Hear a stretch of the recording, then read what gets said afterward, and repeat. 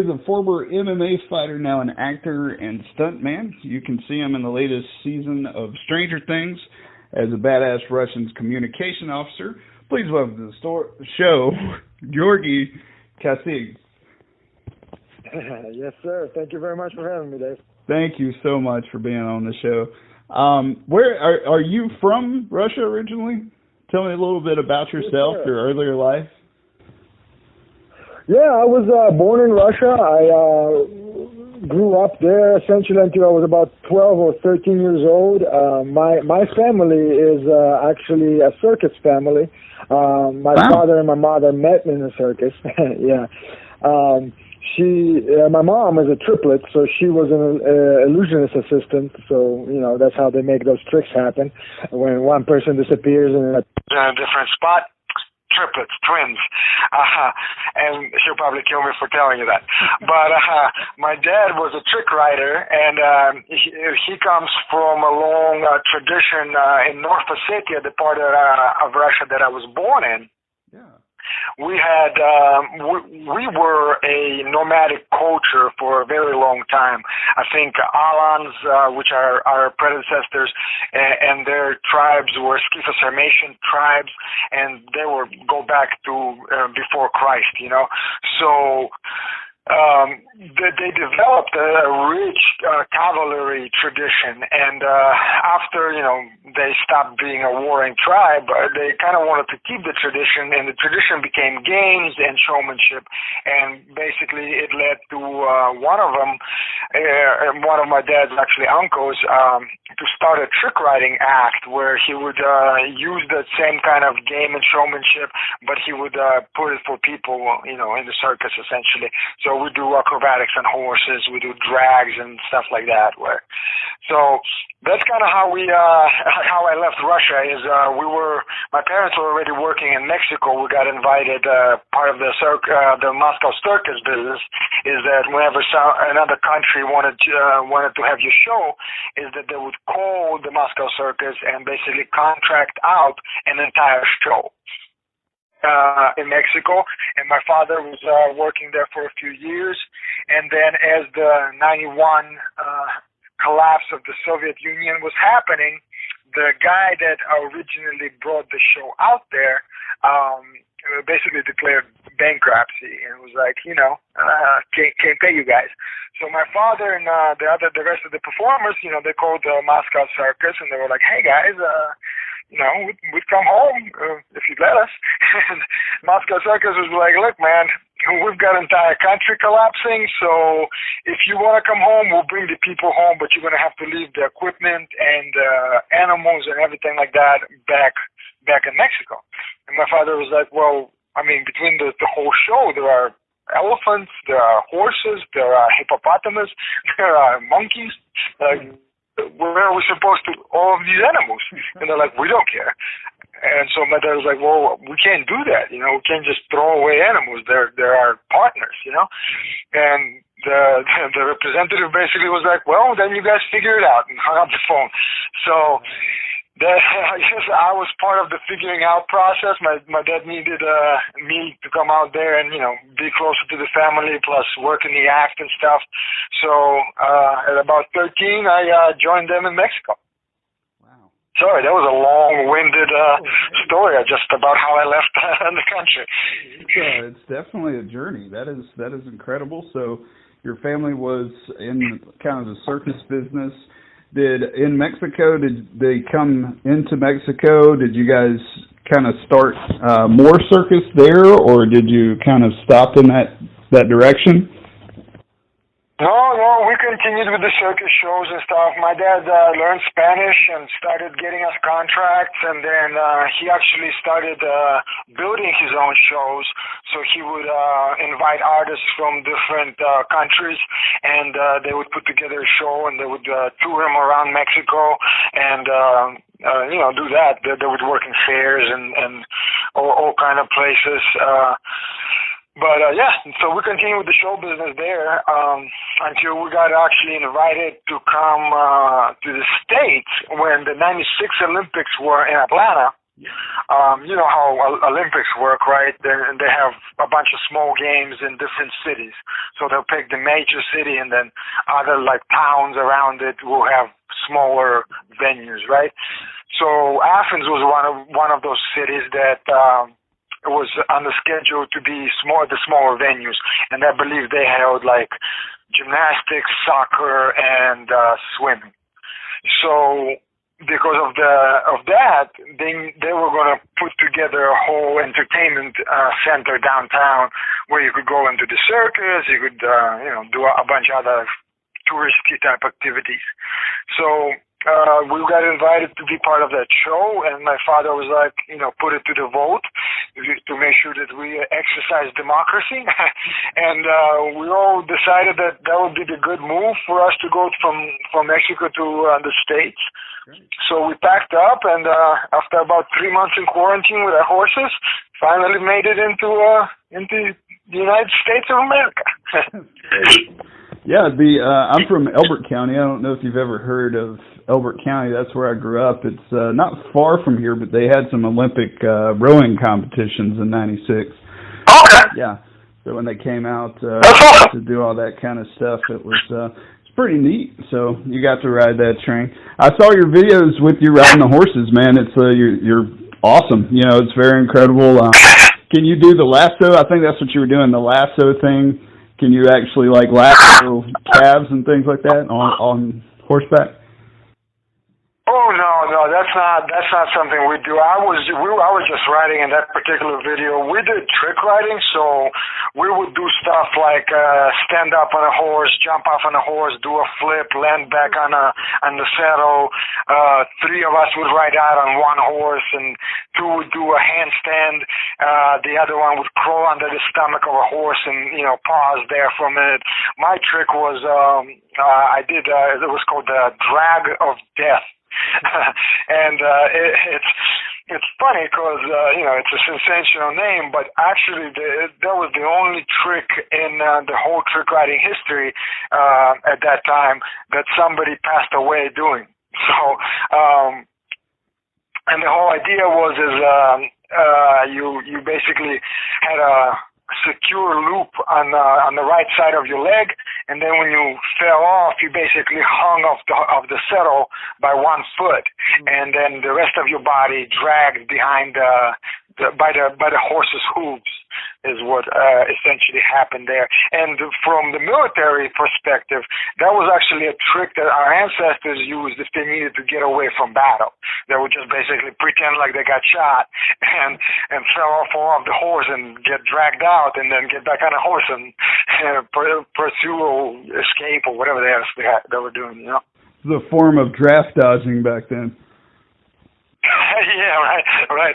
Active draft dodging, right as you're sitting in the slew of things. Oh, I'm shot. Oh no, I guess I can't fight. Yeah. Right. Whoopsie, I'm gone. Awesome. Well, appreciate you sharing the story from your early experiences. I know you kind of transitioned at some point to doing MMA. Kind of tell me about that. Like, how did you get into the MMA type spot? Yeah, right. That's a strange transition from horses to fighting. Well, I guess kind of like most kids, I think martial artists discover martial arts 2 ways mainly. A, they had somebody in their life who was a martial artist, and they encouraged them to step on that path, or they got bullied when they were kids, and they just didn't want that to happen their entire life. And for me, that's kind of I had both. My father actually was learning karate back in the Soviet Union, which back then that was kind of prohibited. You couldn't even do that. Like, there were no schools that taught karate. Like, the combatives that you could learn was boxing, wrestling, and if you were in the army, you learned some sambo. It was the martial art there. But he because of traveling and stuff like that, he actually started learning karate very early. And I remember finding his prints, and they basically, back then, the way karate was taught, it was this foot patterns on this whole like book, and you just had to imitate the foot patterns of how you would be walking forward and striking and stuff like that. So I remember just like looking at those and trying to learn and everything like that, and obviously not very successful on that. But when we made it to the States, we were actually in Virginia Beach. That's where my dad actually started his first show in the States after we were done with the Olympics in Athens. And we were going to be there for a while, and I found a martial arts studio. It was a Taekwondo studio. I was actually looking for Brazilian Jiu-Jitsu at the time, because in my experience, every one of my butt kickings that I received always went to the ground, and then somebody got on top of you and just punched you in the face, So I was looking for something that could help me remedy that. And so I was looking for Brazilian Jiu-Jitsu, because that's what I heard would be a good martial arts to learn. I couldn't find a studio that taught that in Virginia Beach at the time. So I walked into a Taekwondo studio, and my master there was an incredible salesman. So about 15 to 30 minutes later, I'm standing in the parking lot. I got my gi. I've got a contract that I just signed, and I'm like, oh my goodness, I guess I'm taking Taekwondo now. So I started taking Taekwondo. Loved it. My instructor was amazing. His twin brother is actually the guy that started American Taekwondo Association. Okay. So he's a really good instructor, good foundation. So I started learning it. I love the sparring aspects and all of that, and I love the kind of comfort it gave you. You just became self-confident, and that was exactly what I was looking for.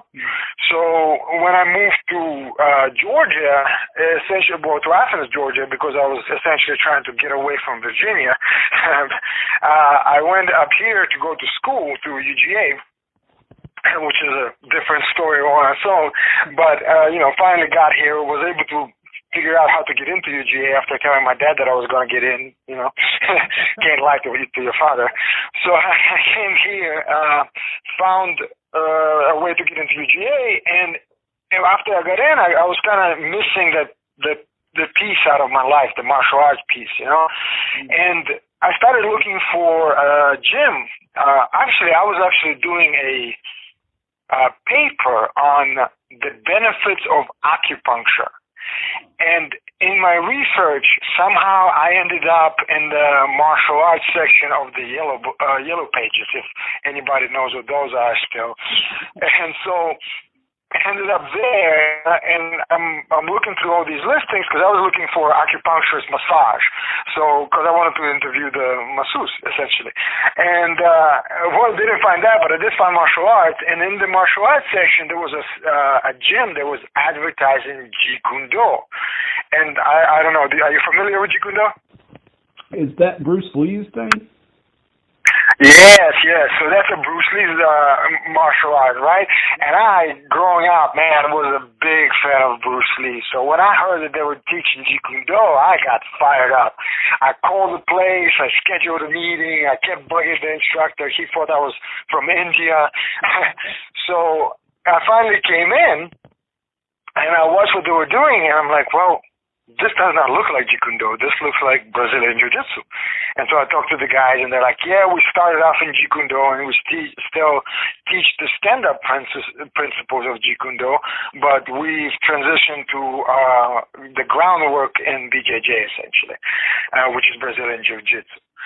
And so, I thought it was, well, that kind of meant to be. They're already doing Bruce Lee stuff that I liked, and they're also doing Brazilian Jiu-Jitsu, which was the martial art that I wanted to get into when I found Taekwondo.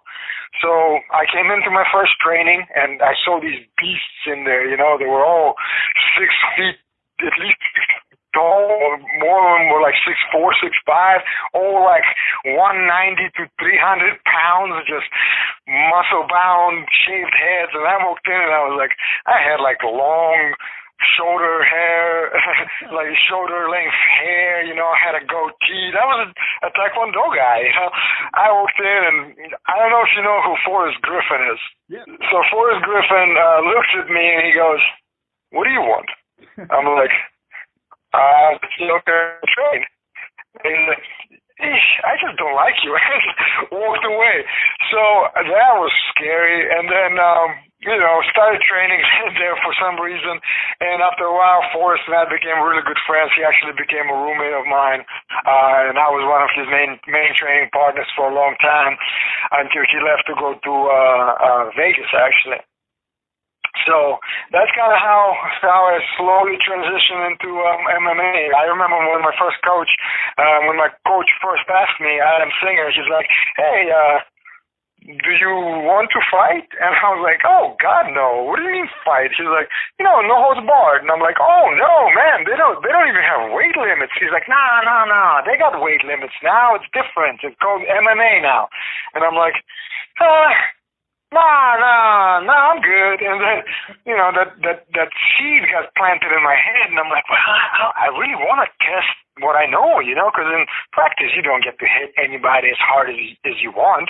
You got to be nice to your training partners, right? So I was like, well, hey, I'll do one. I'll do one.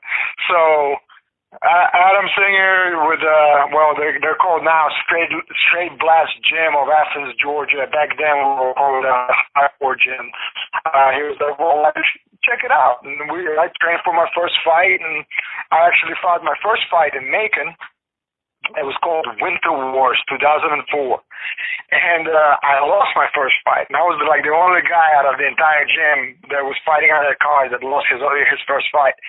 And I was like, man, this sucks, but I can't go out on losing, so I guess I'm gonna have to do one more fight, And then I won that fight, and that felt amazing. I can't explain how much you miss performing when you were performing your entire life. It just sinks into your bones. So being in front of people and hearing cheers and applause and bright lights, that becomes part of your universe, part of your core, And I miss that, not being able to perform anymore because, how are you going to do it if you did it on horseback your entire life? The environment is just not suited unless you start your own act, right? And that performing bug just got right back into me when the ref held my hand up and everybody was cheering and everybody congratulating you after that. That just became so addictive that it carried me over for another 9 fights, I think. So you had a total of 9, 10 fights? Somewhere around there, 11, maybe 12. I can't even remember anymore. I guess. Was your favorite fight your first win? No, actually, my favorite fight of mine was probably my last 2 losses. Probably was my favorite fights. My first loss, I just switched to a professional, and it was the first time I cut weight. And I went from walking around at 169, 170 to fighting at 155, and I've never fought that low. And that cut was just not really good for me. I've never cut weight. So by the time the first round was maybe 2 minutes in, I was sitting on top of the guy and was wanting to throw punches down to his face, and I wasn't able to. My hands literally weren't lifting anymore. So we got dehydrated. That fight lasted longer than I've ever had. 3 rounds. Most of my fights were over in the first round by either a win or a loss. It was done, So it was a 3-round bloody fight. It was so bloody that I got swimmer's ears infection from my own blood pooling in my ears. Wow. Well, my own blood, his blood. I'm not sure whose blood. Everybody's blood. So that was one of my favorite fights, man, because it was such a tough fight, and I was so exhausted after the first minute of the fight, and the rest of the fight was basically done purely on, I don't want to quit. You know what I mean? Like, just on that desire not to let myself or anybody else down, you know? And that propelled me forward, and that whole experience in MMA showed me one thing, that if I decided to do it, there isn't anybody in the world except me that can dissuade me from finishing it. And that's a powerful lesson. That's awesome. Absolutely. Do you have any, did you knock anybody out? No, never flat cold knocked him out. One of my fights, I think it's actually online, I hit a guy with a couple of shots, and he and it looks like he gets dazed, and the ref kind of walks in the middle of us, and so I think it's over, and so I back off, and then the ref kind of looks back at me, looks at him, and he's like, no, go on. And so we continue, and I hit him like a couple more times, and he almost like falls down, and the ref stopped it. But it was a technical knockout, but it wasn't like a clean, you're sleeping type knockout. Nighty night. Yeah, nighty night. Those are nice, you know, when you just hit somebody and you can walk away because they're done. I got you. Did you sustain any injuries during your time, or? Not in the fight. Like that last fight that I just told you about, as far as my first pro fight that I lost, that was a hard recovery because of the ear infection that I got from that, and then the general. Usually, fights are done they were done on something softer than a boxing ring mat, you know, and so. When you shoot like wrestling shots on a surface like that, and if you do it, you know, well, you can erase basically the skin layers on top of your knees, right? Wow. Yeah. And if you do it for long enough, you go get really, really deep. So I had this huge marks on my knees that were probably about 4 inches in the circumference. They were just, you know, scabs for like a couple months, and then I had a couple of stitches and stuff like that, but that was about it. It wasn't any kind of permanent injury. I did tear my knee in training when I was actually I almost retired out of fighting, I think, at that point. Just we were doing some random stuff. It wasn't really any kind of aggressive thing, just twisted wrong and the knee went. Gotcha. You mentioned something before about how your perception of MMA when you first got started.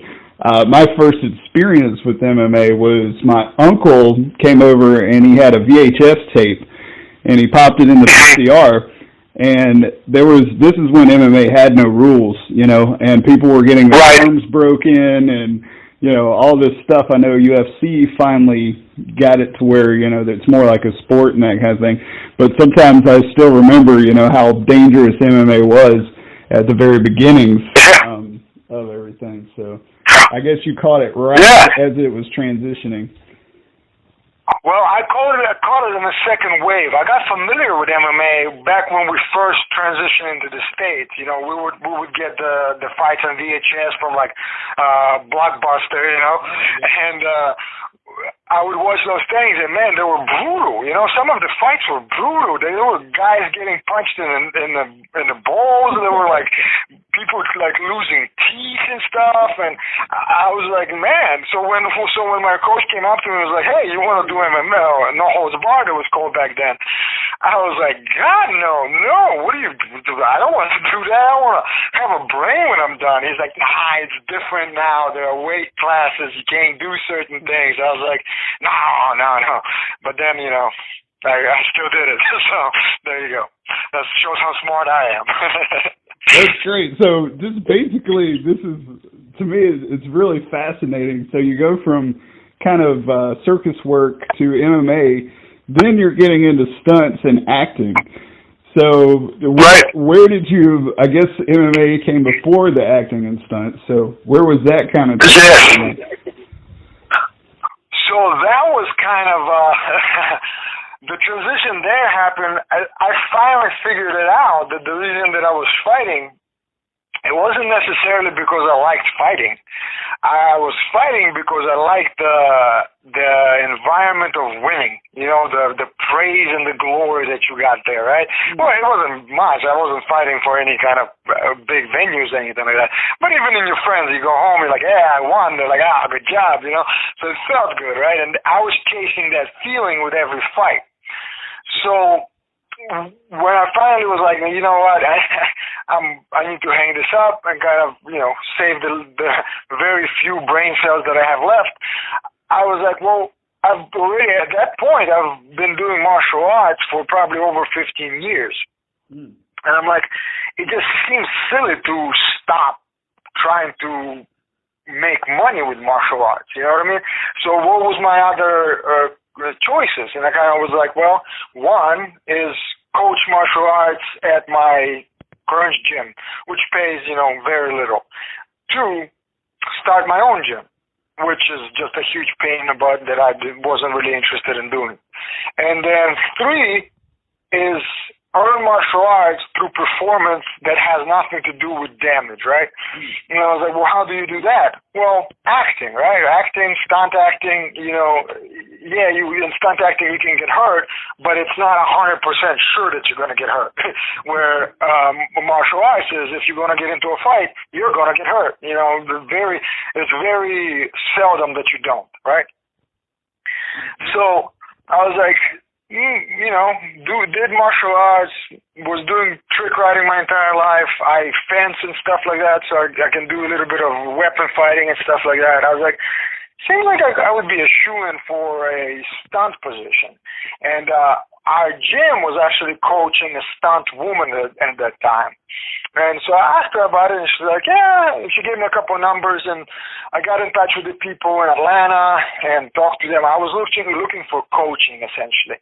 And finally was able to find a coaching place that would coach you to be a stuntman, but it was like from Athens, it was almost 2.5 hours away. And I was like, well, that's unsustainable. If I want to train in something, I have to be able to get there, you know what I mean?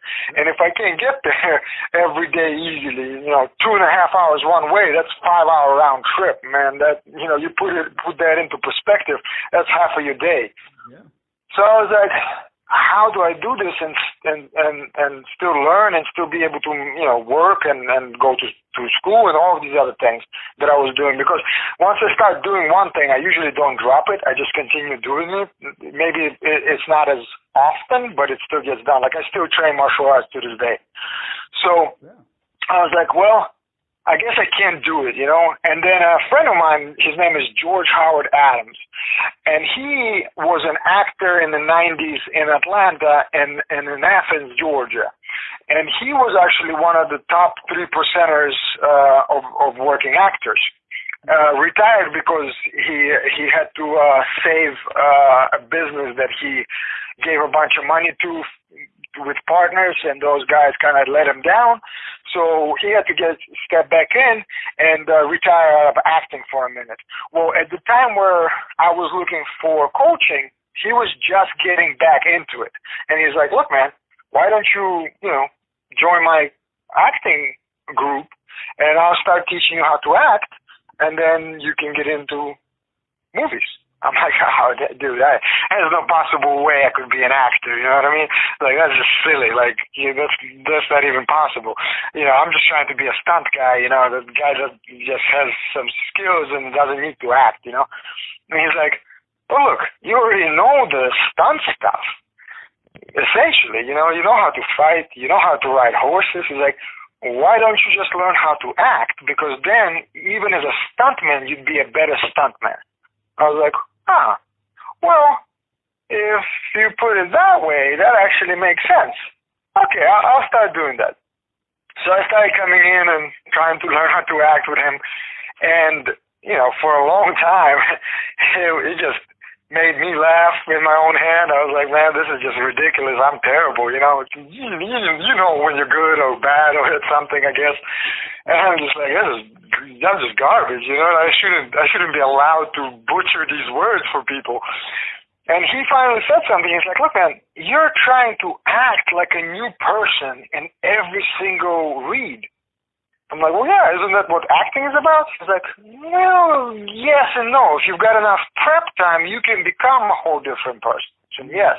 But, like, if you don't, then you have to be able to act like you under the circumstances that are described by the scene. I'm like, wait, so you mean I just got to pretend like I'm in the moment, but me, just myself? He's like, yeah. I was like, oh, well, that's easy. So I started doing it that way, and apparently it started getting, decent. He was like, hey, man, you're getting good. I'm like, nah, man, come on. And then he recommended me to a couple of people that were doing commercials around town, and then we were a big film festival town at that time. Yeah. And so he connected me with a couple of people that were doing short films for some of the 24-hour film festivals and the 48-hour film festivals and stuff like that. So I started just working with them, and all of that stuff is free, but you get real, right? You get clips of what you did, you're performing. So I started just doing more and more of that, and people had really good feedback. And I don't know, the way I think is this: if you don't believe in yourself, but somebody else does, and it's more beneficial for you to take their opinion, then why wouldn't you? Yeah. Right? So, I don't know if that makes sense, but yeah, total sense. Essentially, my coach and the people that I was acting for, they believed in my acting way more than I believed in my acting. But I wasn't a authority on acting, right? Well, all I knew about acting is I watched TV and movies, right? But those people made a living by either filming or teaching people how to act or acting themselves. I was like, well, my uneducated opinion, which is negative, shouldn't impact the possibilities that I could have if I just followed their positive opinion of me. So I just did that. I was like, well, I'll just take that. That's a better opinion. I just go with this one. And just slowly started getting better, and then I had enough reel to start asking for an agent, and sent in a reel to an agent, and she said yes, and started representing me, and after a couple of years, I got myself a couple episodes.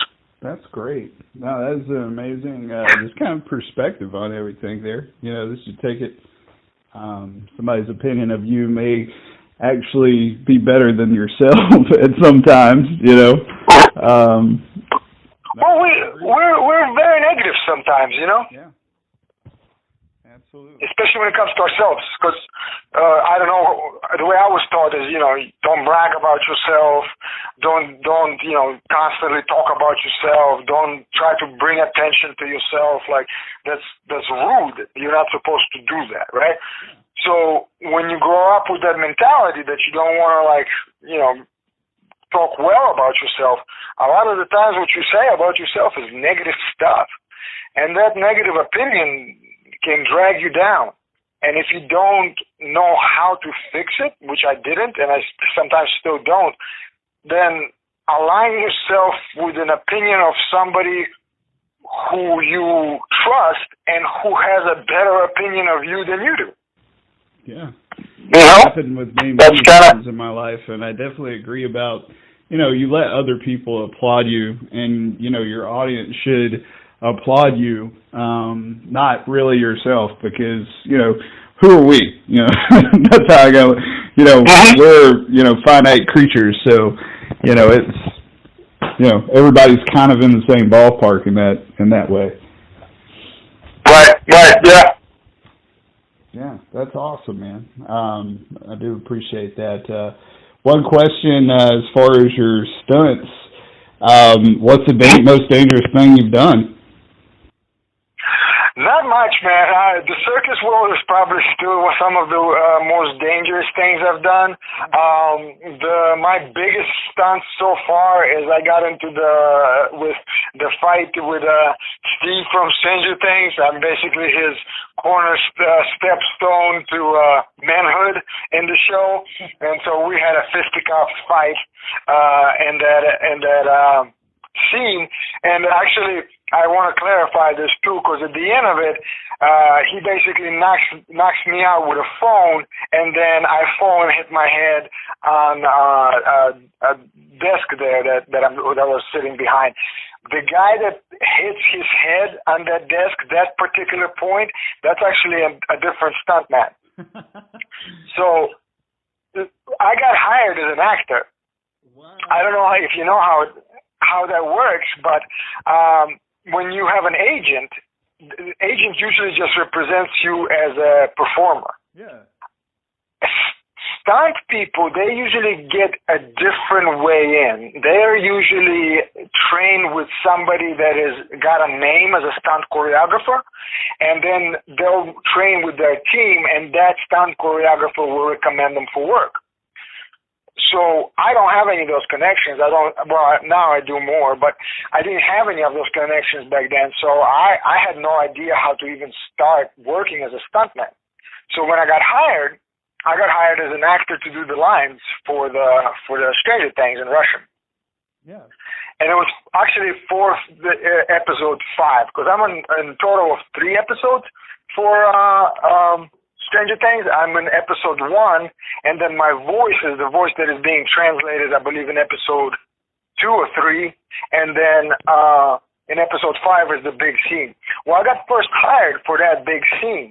So when I came in, they're like, "Oh, that's awesome, welcome, here's your honey wagon, here's your wardrobe, here's your stuntman." And I'm like, wait, hold on a second, stuntman? In my head, I'm thinking, I don't need the stuntman. I'm a stuntman. I can do stunts. And then I was like, wait, chill, George. Think about it.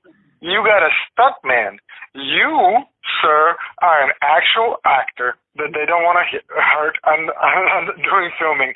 So I, first kind of felt bad, and then I felt really good. But when it came time to do the actual scene, I'm talking to the stuntman that is going to represent me and stuff like that, and then the stunt choreographer shows up, and I tell him a little bit about my fighting background and stuff like that, and I was like, look, I'll learn the stunt choreography if you would like me to, so the director has a little bit more to go with. And she's like, yeah, man, for sure, do it. So they were kind enough to help me learn the stunt choreography as well. And then when we went in there and they were about to shoot, I walked up to the director, Uta Hagen, and she goes, and I go, hey, Uta, I am, respectfully, I just wanted you to know, I know this is not kind of done like this, but I am proficient in martial arts, and if you would like, I can do the stunt choreography. I was training it just with the stunt choreographer just a few minutes ago. And she kind of looks at me, and she gets this kind of like dubious look, like she's questioning my existence. And she goes, okay, you get one chance. And I was like, okay, one chance. So we do the thing, and I do the one chance, and she walks up to me afterwards, and she looks at me, and she goes, so, when you get day players, and I'm like, okay. I don't know why her accent is whatever this is. She's German. So I don't know how to do a German accent. I'm not even going to pretend. And so she goes, usually the day players, which is kind of what I am, is basically somebody that comes in, does their one scene in one day, and then leaves, and then doesn't do any more work for the show. It's called a day player. Yeah. So she's like, usually day players, they're terrible. It's like, with you, full package. And I was like, oh my goodness, thank you. Thank you very much. Blushing on the inside, trying to stay cool. Yeah, no big deal. So we finished filming that, and then about a week or two later, I get another call from my agent, and she's like, hey, you've been invited to do another episode of Stranger Things. Nice. And I was like, oh, this is cool. Yeah, I was like, nice. And And I was like, well, I read through the script, and it says episode 1. No, it actually said then episode 3. And I was like, wait, hold on. I just did episode 5. How am I doing episode 3 backwards? And then it dawned on me. I was like, that's a different role. They were going to hire somebody else for that job, but because I guess I talked to Uta and because maybe they enjoyed working with me, they're giving me a shot and putting me retroactively into the show. I was like, that's cool, man. So they basically invited me back into the show, and that's how it all happened. That's great. Just a couple of questions about kind of the role. So obviously this was before I talked to you. I wasn't sure as far as the Russian. I was going to ask you, did you have to learn the Russian part, or did you? Of course, you live in Russia, so I guess you already know how to speak the language there. Yeah, the language was easy. I mean, you still had to learn the lines. And believe it or not, it's actually harder for me to memorize lines in Russian than it is in English nowadays because, I memorize in Russian maybe once out of 200 editions versus, in English, that's the bread and butter here, right? It's an English-speaking company. So, yeah, so that actually was a little more difficult to memorize than English would have been. You know what's funny about that, though? My first role that I ever got was on MacGyver. Oh, wow. And, yeah, they did the revamping of the show. Oh, okay. And the guy that plays MacGyver, he's actually a local Georgia boy. He's from, I think I want to say Augusta, but I don't want to lie about that. But he's from Georgia somewhere. And I got hired for that role, and I auditioned for it in Russian. And they're like, either Russian or Belarusian, it doesn't matter. You're going to be a Belarusian bad guy. Audition in whatever dialogue you can speak. And I was like, okay, cool. So I auditioned to it in Russian. I get the part.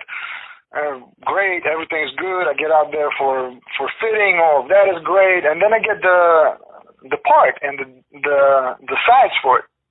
And I'm looking at the lines, and I'm like, I don't know what that says. So I called the guy, and I'm like, hi, I'm sorry. I auditioned for the role in Russian, but what is written in front of me is in Russian. And he's like, what do you mean it's not Russian? I'm like, well, from what I can tell, it's Belarusian. And they're like, yeah, it's Belarusian. I'm like, oh, okay, but I auditioned in Russian. Well, yeah, isn't it the same thing? I'm like, no, not at all. There are a lot of words that are used by both languages, but it's two different languages, He's like, well, can you learn them? I'm like, yeah, for sure, of course I can. I just wanted to make sure that it wasn't supposed to be in Russian. He's like, yeah, no, it's Belarusian. Learn Belarusian. So my first actual real TV role was in a foreign language. Well, here it kind of leads into this question. As far as the roles as Russian, how do you feel like with Russians always being the bad guy? How does that, what are your feelings on that? So when I was a kid, it kind of always bothered me, right? Because I was growing up in Russia. My father brought a lot of American movies at home, and I'd watch them all the time, and the fact that we were always the bad guy, it just kind of was like, man, I didn't know that we were such a bad people, But now that I'm working in the industry, dude, make me as bad as you want. Every time Putin makes some sort of a movement and like the rest of the world is like, oh, I can't believe they did that. I'm like, yes. Typecast me. I am your bad Russian guy. That's all I want to be. Like, let me just work. I will be the villain every single time of whatever kind of Russian descent you want. So now I actually like villains. It's an interesting thing for me. I don't like the hero characters. There's a couple reasons for that, right? First of all, they kind of have to follow a certain pattern, right? Most good guys, they have the same kind of life experience, right? And then you're always the one that has to have so many more lines, and you're always the one that has to have the whole heroine interaction, and if you're gonna like make out with somebody or not, and I get it, it might feel like that's the stuff that you want to do, but that just seems like so much more work. Instead, be a villain. You got a deeper character, you do very unconventional stuff, even if you have a cookie cutter villain, you can still make certain choices that are unique to that villain, you know what I mean? And then you don't have to interact with a heroine unless you like kidnapping her or something, it's nice. Great. Let's go back real quick. I know the Stranger Things was a great experience for you. Obviously one of the biggest shows in the country, it's an amazing show. How was, as far as what was your experience like on the set? Did you and the cast get along? Did you get to meet everybody? So I did not get to meet everybody because the only people that were on set at that time were basically the kids that are in the scene with me, right? And so, but meeting them was a pleasure. I did not think that, first of all, I would even talk to them, right? I mean, they're big stars, right? And then I didn't think that they would be as nice of kids as they were. Like, I give you this story too. So, we're shot the whole day. Comes lunchtime, everybody breaks for lunch, and you go in and you've got where extras eat, and then you got the actors all eat together, right? But it kind of feels like almost like a high school cafeteria. People are sitting in their little cliques. Like the main actors, they're sitting in their clique. The guys that are operating the camera are sitting in their thing. The sound guys are over there. So they all got little click. When you're a day player, you don't know any of these people. You come in today, you're probably gonna leave today and never come back, So I come in and I'm like looking around, I get my food, I find a little empty table over there, sit down and start eating. All of a sudden I hear this voice. It's like, hey. And I'm like, what? And I look up and I see Dustin from the show, and he's waving. And I literally do this like over the shoulder look back, like who's he waving behind me? And there's nobody behind me. And I look back at him and I point at myself and I'm like, you mean me? And he nods and he's like, yeah. And he starts waving for me to come over. And I'm like, okay. I wonder what's going on with that. So I'm coming over there, and he's like, hey, we just saw that you were eating by yourself, and, we wanted to invite you to eat with us. Oh. And, right. That's exactly what I thought in my head. I was like, I remember going to 9th grade and having to eat by myself for like 6 months straight, and nobody extended that kind of offer. And these kids on the first day were like, hey, come on, come sit with us. So sit down and talk to all of them, I found out that Dustin, I can't remember his last name. I can't pronounce it more than I can remember it. But he's a Broadway performer as well. So apparently the kid has got lungs and singing potential that is just unheard of. He did the Les Mis on Broadway. Yeah. I saw that on I don't know if it was like a show or some kind of documentary about Stranger Things or something. But that's how they found him for the role from his Broadway performance. That's crazy, yeah, right? Yeah, that's wild. Sounds like sweet kids, they all look. Oh man, they're super nice, man. They're super nice. And, what's even funny about all of that, they asked me a bunch of the questions, how you came here, what you did, circus, all that stuff. And for me, I've been working in the bar I used to work in a bar, and I worked in a bar for close to 15 years. And so those questions are kind of natural, everybody asks why you have an accent and, why were you in a circus and how you came here. So, I told them, and we kind of got through all of that. We shared experiences, and then it's back to work, So the show comes out, and then I watch the show, and I'm super excited. And then a buddy of mine sends me a link. He's like, dude, the guys from Stranger Things are talking about you. And I'm like, what do you mean? He's like, no, just watch. They have this thing called Shot by Shot or Scene by Scene, something like that. And it's like a documentary that they put out on YouTube and stuff like that, where you can kind of watch and hear the actors talk about the scene and how it all developed about the episode, right? Yeah. So I'm like, all right, cool.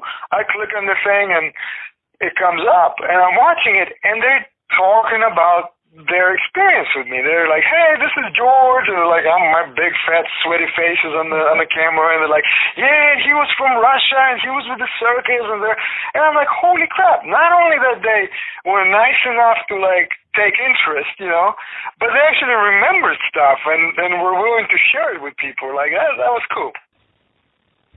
Yeah, that's amazing.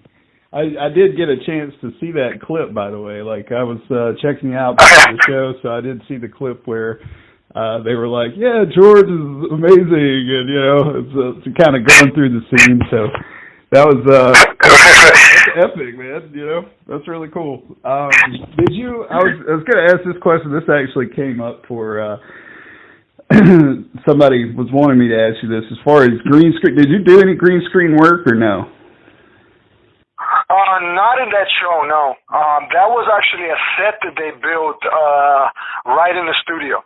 Okay, yeah, they were just wanting to know kind of if you had to act with the green screen, what kind of that was like. But it looks like you didn't have any of that. Or have you ever acted with the green screen or like anything off camera? I've acted a little bit with a green screen. It wasn't really big, and then I've done some voiceover and stuff like that. That's a little weird, especially when you're voicing over a scene from a movie, because you're seeing yourself in the shot, but the emotions that you have to bring up are easier to bring up when you've got a counterpart right there with you in the scene, right? So you were able to achieve that emotional output because there was another person there helping you, right? Right. When you do, at least when I did voiceovers, that other person is not there. So now you have to recreate your emotion and your delivery solely based on what you're seeing on the screen. And that is just a mind bender, man, because you're like, man, it's me doing it. Why can't I do it like that again? It's just weird. Gotcha. Well, there's a lot of potential, I know, with, they're kind of setting it up for David Harbour's character. He supposedly died in season 3. He's coming back. I don't know if there's any Russian involvement anymore. It seems to be like they'll still be involved. Do you think you may have a part in season 4?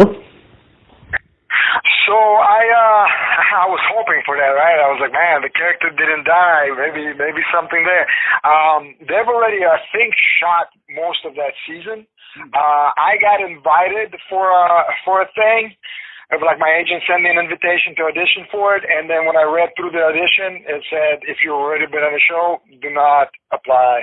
And I was like, no! So there was like an excitement to a shattering disappointment in like 3 seconds. Oh, man. Yeah. Do you have any projects you're working on right now, aside from Stranger Things, or do you have anything out there that you may want to promote or anything?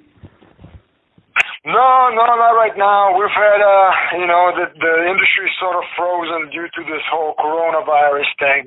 So right now it's just doing auditions, looking for a new agent, and that's about it, man. Yeah, that's absolutely terrible. I know. Hope you're staying well, and everybody, and your family and whatnot staying well and healthy. I know New York's getting it the worst, and we got a few cases around here. But I hope you're staying in quarantine and you're not going crazy. Yeah, man. Yeah, no. I hope the same for you, man, and thank you very much for that. Yeah, right now, just trying to do what's recommended by the government. I know a lot of people have an issue with that, but hey, I don't know any better than what they tell me, so. And I know the disease spreads pretty rapidly, so if they tell me to stay at home for a while and do my part that way, Hey, look, I lived in a communist country for a while. The government there asks you to do things that are a lot harder on you than just staying at home. So, just saying, man. Like, I wanted you to say that. I wasn't going to say that.